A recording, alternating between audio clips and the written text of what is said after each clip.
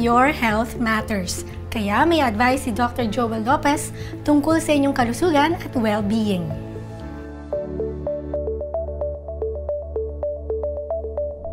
Alam niyo ba na mayroong ideal room temperature para makaranas ng isang mahimbing at masarap na pagtulog? 20 degrees Celsius or 68 degrees Fahrenheit ang pinakamainam na temperature for a deep and restorative sleep. Natural na bumababa ang core body temperature natin kapag natutulog. Isa itong signal para sa ating utak na pumapasok na ang ating katawan sa state of rest. Kapag masyadong mainit ang kwarto, maaaring maging putol-putol ang inyong pagtulog dahil sa pagkaaligaga at init. Ganoon din kapag sobrang lamig naman. Mahirap din makatulog ng maayos dahil sa muscle stiffness at discomfort, lalo na sa ating extremities gaya ng paa at kamay.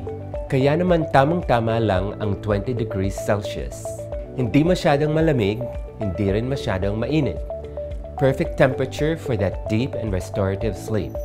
Laging tatandaan, magpakonsulta lamang sa mga eksperto tungkol sa inyong kalusugan.